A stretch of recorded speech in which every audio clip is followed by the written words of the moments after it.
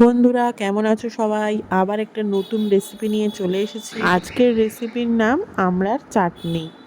খুবই সহজ এই রেসিপিটি তৈরি করার জন্য প্রথমে কড়াই পরিমাণ মতো সর্ষের তেল দিয়ে কয়েকটা শুকনো লঙ্কা চেরা করে দিতে হবে। এবার ফোড়ন হিসেবে 5 ফোড়ন দিতে হবে এখানে। এবার মশলাটা একটু নেড়ে চেড়ে আগে থেকে কেটে রাখা আমড়াগুলো দিয়ে দিতে হবে। আমড়াগুলোকে 4 ভাগে ভাগ করে ভালো মতো ধুয়ে নেওয়া হয়েছিল। উপর থেকে পরিমাণ মতো হলুদ গুঁড়ো আর পরিমাণ মতো লবণ দিয়ে ভালো মতো এখন নাড়াচাড়া করতে হবে। এবার সব মশলার সাথে আমড়াগুলোকে ভালো মতো নেড়ে চেড়ে কিছুক্ষণ পর পানি দিয়ে এটাকে সেদ্ধ করতে বসাতে হবে।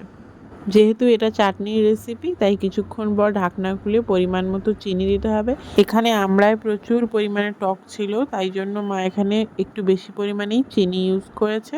এবার একটু নেড়ে চেড়ে এটাকে ফুটতে দিতে হবে, ভালো মতো জাল দিতে হবে। এখনো পর্যন্ত যারা যারা আমাদের চ্যানেলটি সাবস্ক্রাইব করেননি অবশ্যই সাবস্ক্রাইব করে দেবেন, বেল আইকন অবশ্যই ক্লিক করবেন। আর রেসিপি ভালো লাগলে অবশ্যই লাইক কমেন্ট শেয়ার করবেন। কিছুক্ষণ জাল দেওয়ার পর এবার দেখুন উপর থেকে একটা গুঁড়ো মশলা দেওয়া হচ্ছে। জিরে, ধনে আর শুকনো লঙ্কা শুকনো খোলায় ভেজে গুঁড়ো করে তৈরি করে নেওয়া হয়েছিল।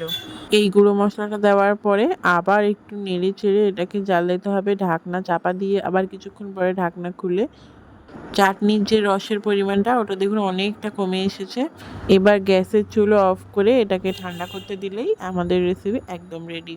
মা এটাকে প্লেটে তুলে সার্ভ করে দেখাচ্ছে। দেখুন অসাধারণ খেতে হয়েছিল এই চাটনি। বাড়িতে বানিয়ে জানাবেন কেমন হলো খেতে।